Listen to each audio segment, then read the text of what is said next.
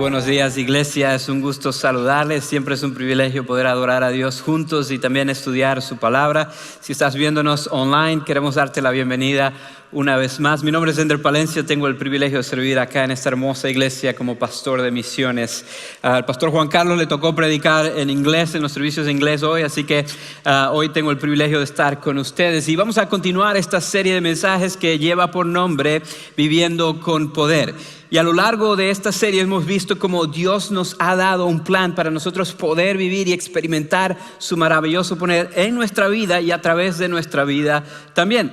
Y hoy vamos a hablar acerca del hecho de que hay poder en el plan que Dios tiene para nuestra sexualidad.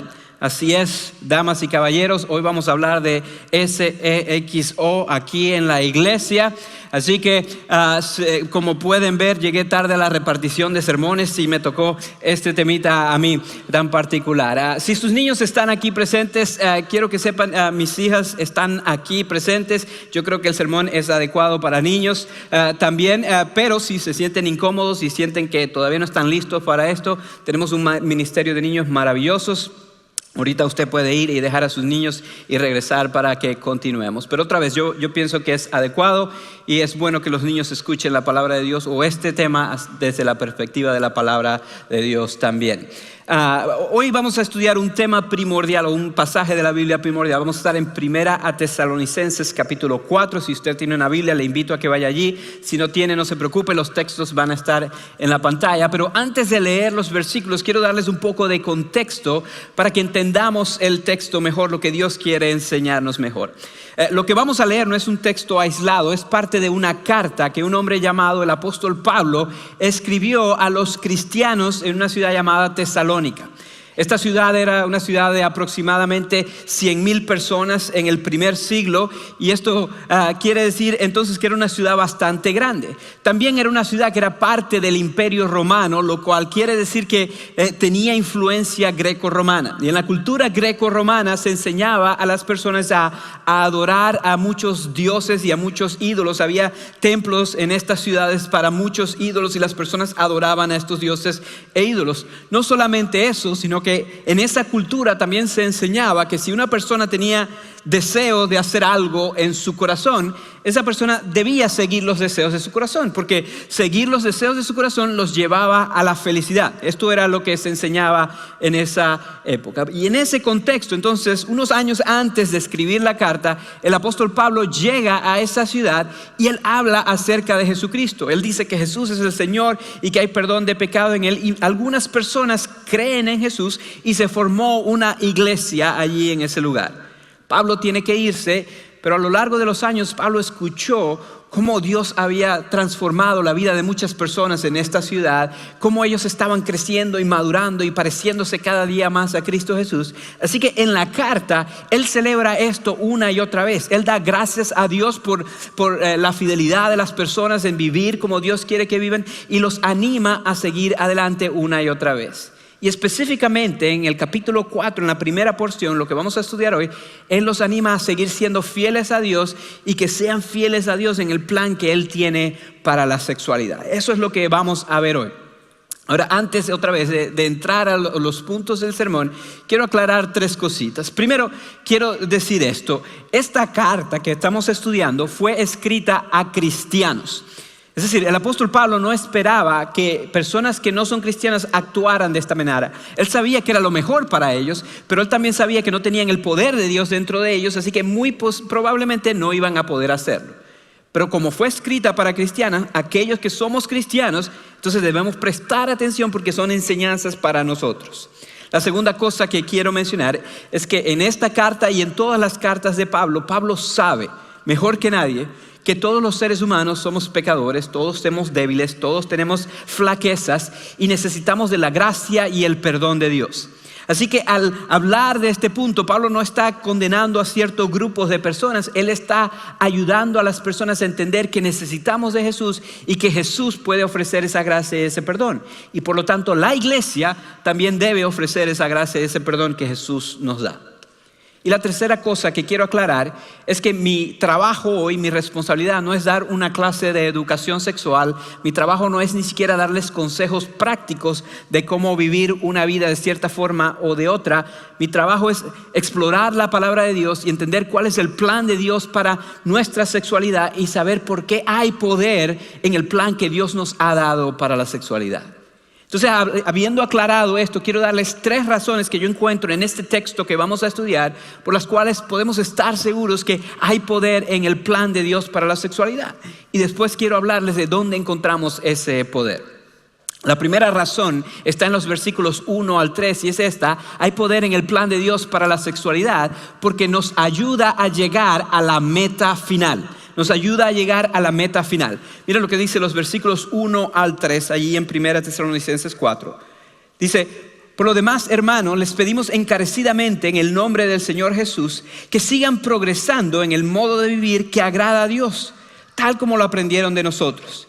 De hecho, ya lo están practicando. Ustedes saben cuáles son las instrucciones que les dimos de parte del Señor Jesús. La voluntad de Dios es que sean santificados, que se aparten de la inmoralidad sexual. Vamos a pausar allí por un momento. Vemos que Él comienza animando a los cristianos allí en esa ciudad y a nosotros hoy a seguir progresando, dice Él, a seguir creciendo en nuestra fe, a seguir pareciéndonos más a Cristo Jesús. Él dice: ustedes vieron el ejemplo que les dimos, ustedes escucharon las enseñanzas que les dimos en el nombre de Jesús, sigan poniendo en práctica, así como lo están haciendo, lo que han aprendido. Y Él les dice que eso nos ayuda a llegar a lo que es la voluntad de Dios para nosotros. Muchas personas se preguntan constantemente: ¿cuál es la voluntad de Dios para mi vida? Queremos saber cuál es la voluntad de Dios para mi vida. Y si bien tal vez te refieres a que quieres saber cuál es el plan de Dios o la voluntad de Dios para un tema, un momento, una decisión específica en tu vida, la voluntad que Dios tiene para nosotros, el plan que Dios tiene para nosotros está claro en este versículo y en muchos otros de la Biblia. Es que seamos santificados. Eso es lo que Él quiere. Él quiere que lleguemos a ser santificados. Y si ese es el plan de Dios para nuestra vida, es importante entonces que entendamos qué significa esta palabra. La palabra santificados en el griego es la palabra agiasmos. La raíz de la palabra es la palabra agios, que en español sería santo. Y la palabra significa apartado, significa único y se utiliza constantemente para referirse a Dios. Dice: Dios es santo. Y ese apartado es único porque Él no tiene pecado. Él no es como nosotros. Él no tiene debilidades como nosotros. Él no tiene fallas como nosotros. Él no comete errores como nosotros. Él es santo. Pero la Biblia dice en varios pasajes que nosotros debemos ser santos porque Él es santo. Y la Biblia dice en este pasaje que Él quiere santificarnos. Él quiere que lleguemos a ser como Él es. Esa es la meta que Él tiene para nosotros. Que nosotros lleguemos a ser como Él.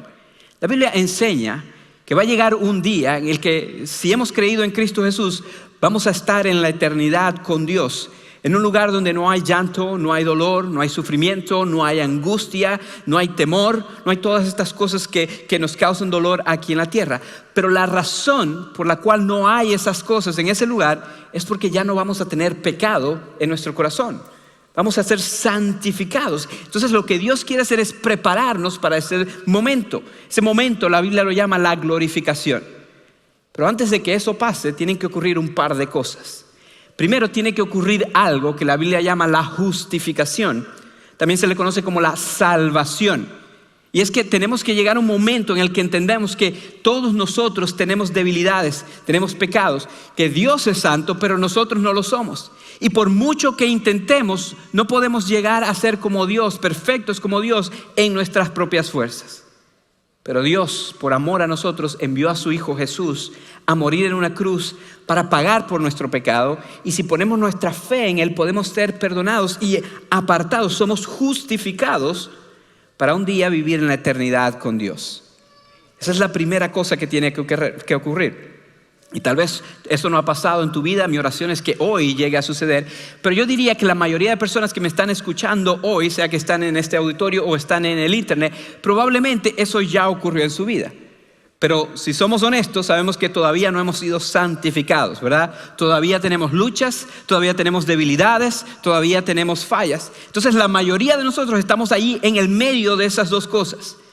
Ya hemos sido salvos, pero no hemos sido glorificados. La Biblia llama a esa jornada, todo ese espacio en el medio, la santificación. Y es un proceso que Dios nos lleva por medio de su Biblia y por medio de los sermones que escuchamos, por medio de las canciones que escuchamos, por medio de otros creyentes. Él nos va mejorando cada día, si lo dejamos, haciéndonos cada día más como el Señor Jesús. Ese proceso se llama la santificación. Entonces, cuando Dios nos da planes, cuando Dios nos da bendiciones, cuando Dios piensa en nosotros, tenemos que entender que Él tiene esa meta en mente, lograr santificarnos. La voluntad de Dios es rescatarnos, es santificarnos y es perfeccionarnos para la eternidad. Eso es lo que Dios quiere hacer en nosotros. Ahora, el problema es que nosotros todavía tenemos estos cuerpos pecaminosos y todavía tenemos un enemigo que manda tentaciones constantemente a nosotros y todavía vivimos en una sociedad que nos dice cosas similares a lo que la sociedad decía en Tesalónica, que debemos seguir los deseos de nuestro corazón, que si tu cuerpo quiere algo, si tu corazón quiere algo, tú deberías buscarlo y perseguirlo porque eso es lo que te va a hacer feliz. Y nuestros cuerpos, las tentaciones que enfrentamos y la sociedad en la que vivimos nos lleva a querer experimentar gratificación constantemente. Y la gratificación es simplemente satisfacer un deseo y que tal vez te haga contento o feliz por un ratito, pero que al final tal vez te puede hacer más daño. Y nuestro corazón constantemente quiere ser gratificado en muchas formas. Y una de las formas es en el apetito o en el área sexual. Pero yo quiero que entiendas algo.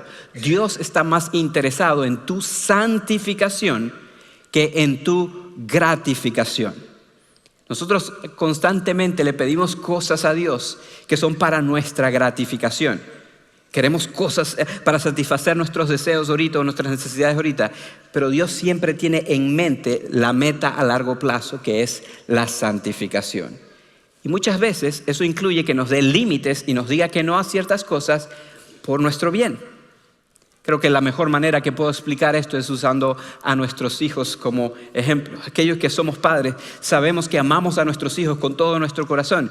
Pero porque amamos a nuestros hijos con todo nuestro corazón, no podemos darle a nuestros hijos todo lo que sus corazones desean, todo lo que ellos quieren. ¿Por qué? Porque sus corazones son engañosos y sus corazones pueden querer cosas que no son buenas para ellos. Sus corazones pueden decir, esto es lo que te va a hacer feliz, esto es lo que te va a satisfacer. Si tienes esto vas a estar tranquilo. Pero tú y yo que somos padres sabemos que si les damos todo lo que ellos quieren, eso no va a terminar bien. De la misma forma, Dios es nuestro buen Padre. Él quiere lo mejor para nosotros. Y tal vez nuestros deseos quieren algo y la sociedad en la que vivimos nos dice, haz lo que quieres hacer y serás feliz. Pero Dios tiene una meta para nosotros. Él quiere santificarnos y por eso Él a veces pone límites. Y Él nos ha dado un plan o nos ha puesto límites para la sexualidad. Para que según ese plan podamos ser santificados. Y Él nos dice allí claramente que el plan de Dios para santificarnos incluye apartarnos de la inmoralidad sexual. Eso es lo que dice el versículo 3. Esa palabra apartarnos también se puede traducir como alejarse de o refrenarse de algo, no participar en algo. Y las dos palabras que se tradujeron como inmoralidad sexual en realidad es una palabra en el griego. Es la palabra porneia. Es de donde nosotros en español sacamos la palabra pornografía. Y la palabra incluye muchas cosas en el griego. Aparece muchas veces en el Nuevo Testamento y se ha traducido varias veces como inmoralidad sexual. Pero para poder entender la palabra y todo lo que la palabra contiene, es necesario que la veamos en todo su contexto. Y cuando miras el Nuevo Testamento, cada vez que aparece esa palabra, te das cuenta que incluye toda actividad sexual de pensamiento o de acción que está fuera del plan original de Dios para el sexo. Yo quiero que noten que la Biblia no dice, este versículo ni ningún otro versículo, no disfruten del sexo. Eso no lo enseña la Biblia. Dios creó el sexo y Dios lo creó para que lo disfrutemos, pero Dios creó para que lo disfrutemos en un contexto específico. Y Él creó el sexo para que lo disfrutemos en Génesis capítulo 2. En Génesis capítulo 2, cuando Dios hizo el mundo y todo era perfecto, Él hizo toda la creación, Él hizo el hombre, Él hizo una mujer, Él los unió en un matrimonio y Él dijo, sean fructíferos y multiplíquense. Ese fue el contexto en el cual fue creado el sexo. Cualquier otra cosa la cual hemos aplicado los deseos sexuales viene después de Génesis 3, es decir, después de que el pecado entró al mundo. Esto quiere decir que cualquier otra cosa que está fuera de ese contexto, un hombre y una mujer casados, siendo fieles el uno al otro, cualquier otra actividad sexual fuera de ese contexto cae dentro de la categoría de inmoralidad sexual o pornea. Ahora, cuando yo digo esto, yo sé que inmediatamente hay personas que van a decir, bueno, ahí viene otro de estos pastores a juzgar y a condenar y todo esto. O va a haber personas que tal vez empiecen a pensar en personas a su alrededor, esta persona esto o esta persona aquello. Y es muy fácil para nosotros empezar a juzgar a otros. Pero quiero que sepan que el texto, el propósito del texto y de la palabra de Dios no es que juzguemos a otros, es que aprendamos y entendamos que nuestros corazones son engañosos y cada uno de nosotros tiene la capacidad dentro de su corazón y muy probablemente hemos caído en algún momento en lo que la Biblia llama inmoralidad sexual. No lo digo yo, el mismo Señor Jesús lo dijo. Porque otra vez no es solamente acción, también es pensamiento. Y en el capítulo 5 de Mateo encontramos el mejor sermón de la historia predicado por Jesús, el Sermón del Monte. Y en este sermón lo que Jesús hizo fue tomar los mandamientos de la Biblia y mostrarnos cómo Dios tuvo que darnos esos mandamientos porque había problema en nuestro corazón, había pecado en nuestro corazón que nos lleva a hacer cosas terribles. Y en ese sermón Él habla de la sexualidad también. Y yo quiero que vean lo que dice en Mateo 5, 27 y 28. Dice así: ustedes han oído que se dijo, no cometas adulterio. Pero yo les digo que cualquiera que mira a una mujer y la codicia, ya ha cometido con ella, adulterio con ella en el corazón.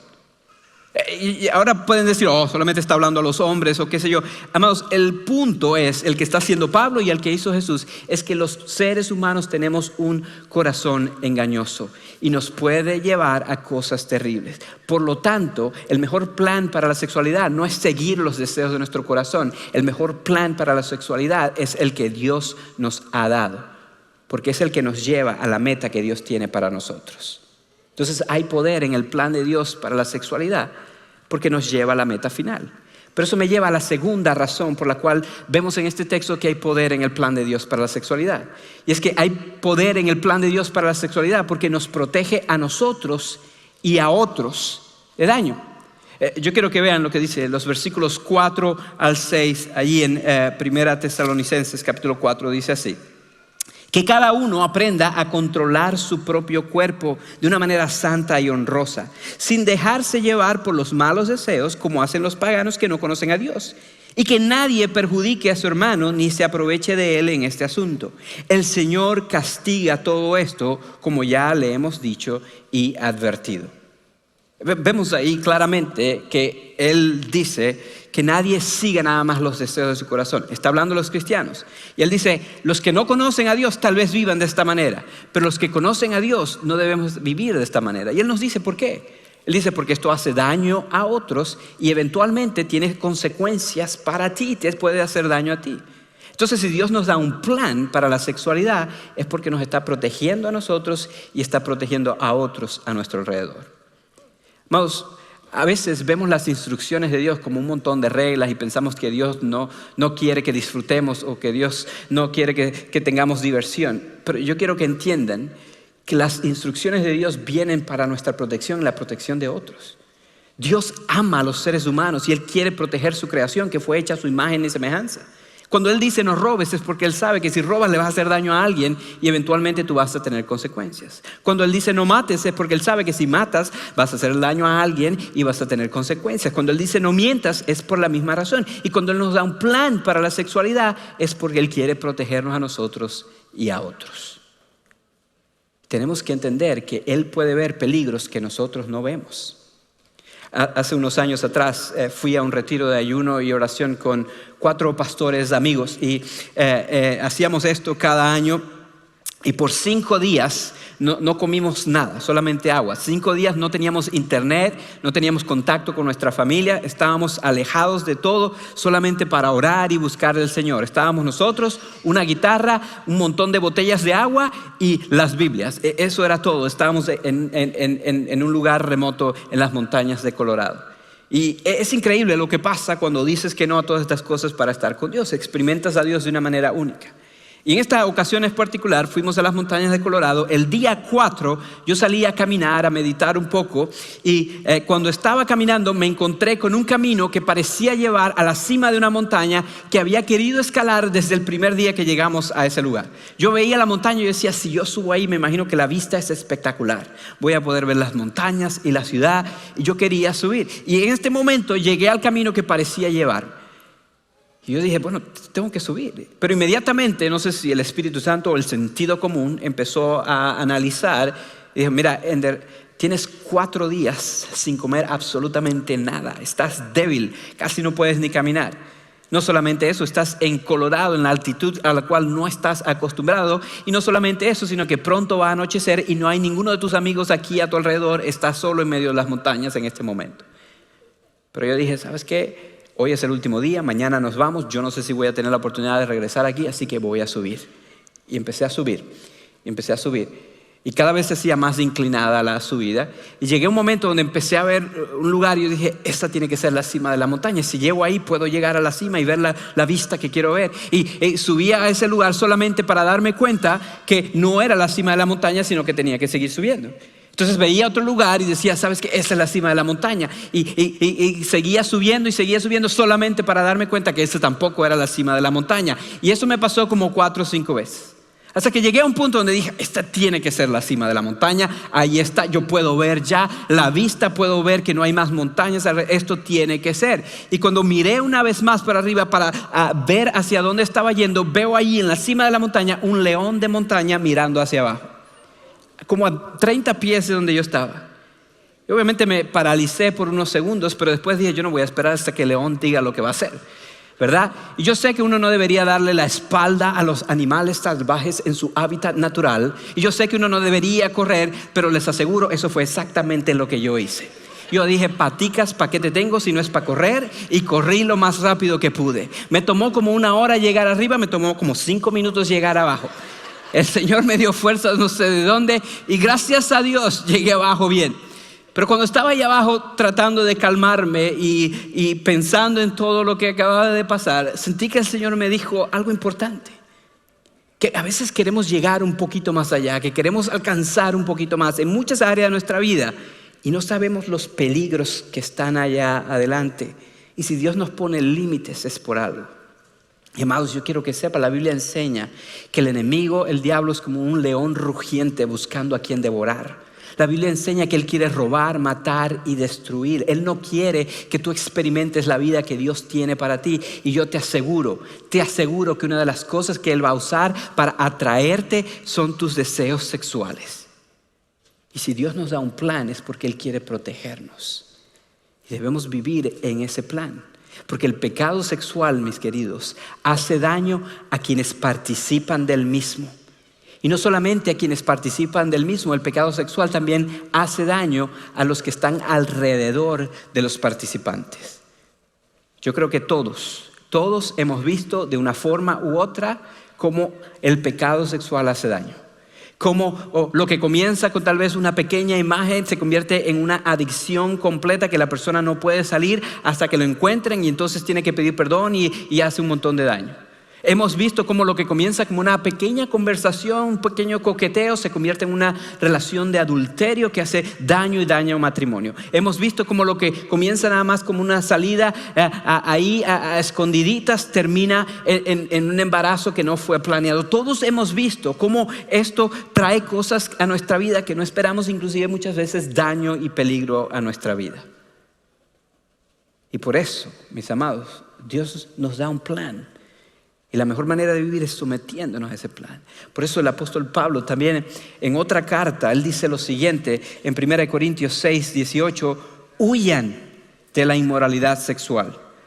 Todos los demás pecados que una persona comete quedan fuera del cuerpo, pero el que comete inmoralidades sexuales peca contra su propio cuerpo. Y si sigues leyendo te das cuenta que él dice que tu cuerpo es el templo del Espíritu Santo de Dios. Él dice, huyan. Nosotros queremos vivir de esta manera, en esta área y en muchas áreas de nuestra vida. Queremos descubrir cuál es el límite, qué es lo más cerca del límite que puedo llegar, ¿verdad? Y decimos cosas como, bueno, yo sé que esto no está permitido, pero ¿qué tal esto? O decimos cosas como, bueno, por lo menos yo no estoy haciendo aquello o esto. Y queremos estar ahí en el límite. Pero el texto nos dice, no vivan en el límite, dice, huyan. Esa palabra se puede traducir literalmente, corran en la dirección opuesta. Así como yo corrí de ese león, así debemos huir de las inmoralidades sexuales. Es lo que dice el texto. Porque esto, el pecado sexual, mis queridos, hace daño terrible. Y yo quiero que sepas, mis amados, que el pecado siempre te va a llevar más lejos de lo que tú pensabas que ibas a llegar y te va a mantener allí mucho más tiempo del que tú querías estar. Tú le das al enemigo una pulgada y él se va a agarrar una milla completa. Entonces lo mejor es huir de este tipo de situaciones. Hay una tercera razón en el texto por la cual encontramos hay poder en el plan de Dios para la sexualidad. Y hay poder en el plan de Dios para la sexualidad porque también demuestra que Dios está presente en nuestra vida. Podemos experimentar la presencia de Dios cuando vivimos en este plan. Mira lo que dice los versículos 7 y 8. Dice así, Dios no nos llamó a la impureza, sino a la santidad. Por tanto, el que rechaza estas instrucciones no rechaza a un hombre, sino a Dios, quien les da a ustedes su Espíritu Santo. Él dice, si Dios te rescató y Dios te llamó, no es para que sigas viviendo en la impureza que estabas viviendo. No es para que sigas viviendo en la infelicidad que estabas viviendo. Él quiere rescatarte para que vivas en santidad. Él quiere sacarte de la oscuridad a la luz. Él quiere sacarte de donde estabas a algo nuevo, a algo mejor. Y él dice, si rechazas esta enseñanza, no estás rechazando a un hombre, estás rechazando a Dios mismo. No estás diciendo nada más, bueno, ese pastor Ender no es el pastor de verdad. El pastor de verdad es Juan Carlos, así que mejor no lo escuchemos a este. No estás diciendo, bueno, ese pastor, el apóstol Pablo escribió eso hace mucho tiempo atrás, eso ya es anticuado. Estás rechazando a Dios mismo. Y él dice, ¿por qué? Porque Dios te ha dado su espíritu para mostrarte lo que es correcto, lo que es bueno y lo que es verdadero. Estás rechazando al mismo espíritu de Dios. Y si sigues leyendo en el capítulo 5 te das cuenta que él dice que nosotros con nuestro pecado podemos apaciguar básicamente lo que el espíritu puede hacer en nosotros y a través de nosotros. Es decir, que nosotros con nuestro pecado ponemos límite a lo que Dios puede hacer en nosotros y a través de nosotros. Hay personas que están experimentando ansiedad, están experimentando depresión, están experimentando conflicto con su pareja, conflicto con compañeros de trabajo y a simple vista tal vez no hay nada. Pero si te pones a indagar, probablemente hay algo allí en el corazón. Y no necesariamente tiene que ser algo sexual, pero muchas veces es eso. Y está ahí, no está confesado y está oculto. Y cuando hay pecado oculto en nuestro corazón, el enemigo tiene poder sobre nosotros y no podemos experimentar lo que Dios quiere en nosotros. Cuando vivimos según los deseos de la carne, dice la Biblia que vamos a experimentar el fruto de la carne. Pero la Biblia dice que cuando vivimos según el Espíritu, vamos a experimentar el fruto del Espíritu. Y el fruto del Espíritu es amor, es gozo, es paz, es paciencia, es benignidad, es bondad, es mansedumbre, es templanza. Es una paz que no se puede explicar. Pero eso solamente lo experimentamos cuando caminamos en el Espíritu de Dios. Cuando nos sometemos al plan de Dios para nuestra sexualidad, entonces nos damos a nosotros mismos una oportunidad de experimentar el poder de Dios. Y no solamente eso, sino que otros pueden ver el poder de Dios en nosotros. Pero tenemos que entender de dónde viene ese poder. Y esa es la cuarta cosa que yo quiero mostrarles el día de hoy. Y es que tenemos poder para vivir según el plan de Dios para nuestra sexualidad, gracias al Evangelio de Jesús. Yo creo que muchas personas tienen las mejores intenciones del mundo, pero a pesar de que tienen las mejores intenciones del mundo, todavía están atrapadas en algo que no deberían estar haciendo. Yo creo que la razón por la cual lo están haciendo o están viviendo de esa manera es porque están tratando de hacerlo en sus propias fuerzas. Y el mismo Señor Jesús dijo que el espíritu quiere, pero la carne es débil, ¿verdad? Entonces tenemos que entender que esto no es algo que se hace en nuestras propias fuerzas, pero que gracias a Dios, Dios nos ha dado el poder para poder salir libres de todo esto. Tenemos que entender que el poder de Dios en nosotros puede darnos la libertad que tanto anhelamos. Yo creo que muchas veces, lamentablemente, creemos que el evangelio de Jesús es solamente para la justificación o la salvación. Somos perdonados y un día vamos a estar con Jesús. Pero pensamos que queda de nosotros completamente vivir todo este proceso de santificación. Y yo quiero decirte hoy, buenas noticias, amados, que el evangelio de Jesús no es solamente para nuestra salvación, sino que también es poder para nuestra santificación.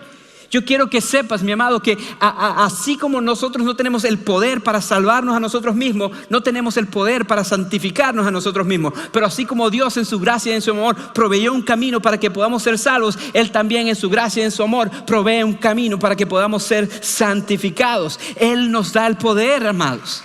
La Biblia enseña que cuando creemos en Jesús, el Espíritu Santo de Dios viene a vivir en nosotros. Jesús dijo que el Espíritu va a morar en ustedes y va a recibir poder para ser testigos de su amor por medio de nuestras palabras, pero también por nuestra manera de vivir. Cuando confiamos en el Señor Jesucristo en todas las áreas de nuestra vida, aún en esta área, entonces Él puede transformarnos. Yo les dije al principio que este texto no es un texto aislado, es parte de una carta. Y yo quiero que veas cómo en toda la carta, desde el principio a fin, Pablo menciona que esto es posible, vivir de esta manera es posible gracias al poder del evangelio de Jesús en nosotros. Que Dios puede hacer por nosotros lo que no podemos hacer por nosotros mismos. Mira lo que dice en el primer capítulo, 1 Tesalonicenses 1, 4 al 6, dice así: hermanos amados de Dios, sabemos que Él los ha escogido porque nuestro evangelio les llegó no solo con palabras, sino también con poder. Es decir, con el Espíritu Santo y con profunda convicción. Como bien saben, estuvimos entre ustedes buscando su bien. Ustedes se hicieron imitadores nuestros y del Señor. Él dice allí claramente, el evangelio llegó a ustedes y llegó no solamente con palabras, sino también con poder. Y el Espíritu Santo llegó a ustedes y ustedes vieron cómo Dios nos había transformado a nosotros y ustedes empezaron a ser transformados y nos empezaron a imitar, pero no nos están imitando a nosotros, están imitando a Jesús, se están convirtiendo con Jesús. Pero Él dice, es posible esto gracias al poder del evangelio.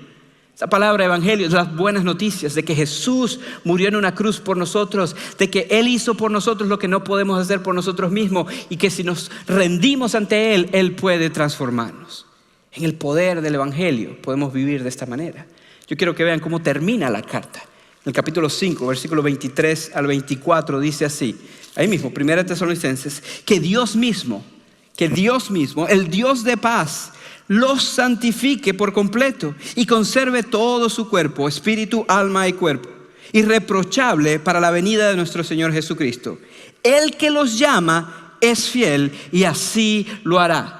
Dios mismo los va a santificar. Si Dios comenzó una buena obra en ustedes, Él la va a ir perfeccionando todos los días hasta el día de Jesucristo. Si Él te llamó, si Él te rescató de la oscuridad y Él te va a dar una eternidad con Él, puedes estar seguro de que Él te va a dar el poder para poder ser libre de cualquier cosa que necesites ser libre aquí en la tierra. Pero tienes que aprender a confiar en Él.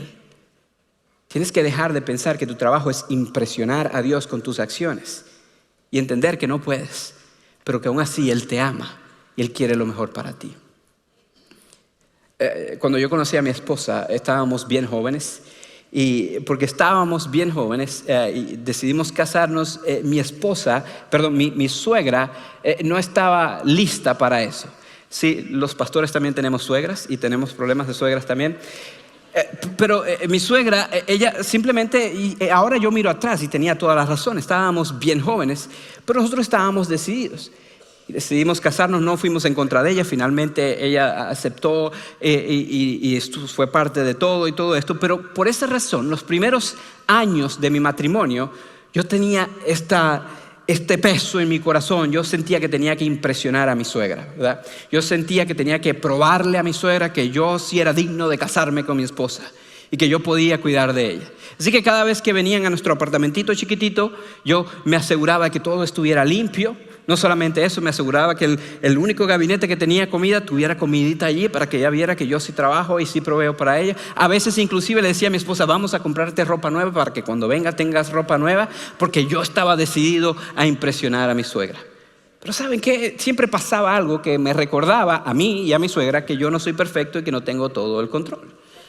Pero ahora ya tenemos 16 años de casados, ya tenemos 3 niños juntos. Ahora mi perspectiva es diferente. No es que no me importa lo que piense mi suegra, es que ya he llegado a entender, mi suegra ya no tiene más remedio, ya son 16 años, ¿qué vas a hacer? Ya me tiene que aceptar. No, estoy bromeando. Yo creo que mi suegra me ama. Yo creo que mi suegra ama a mi esposa, ama a mis hijos, nos ama a nosotros y ahora la perspectiva es diferente. Entonces ya no vivo tratando de impresionar a mi suegra, ahora más bien cuando necesito ayuda llamo a mi suegra. Para darles un ejemplo, dentro de un par de semanas mi esposa y yo vamos a ir a un viaje misionero y es muy poco que ella puede ir conmigo. En esta ocasión necesito que vaya conmigo, así que necesito que ella vaya y alguien tiene que cuidar a mis hijos, ¿verdad? Entonces, ¿qué hacemos? Llamamos a mi suegrita favorita, le digo, venga suegra, venga a ayudarnos.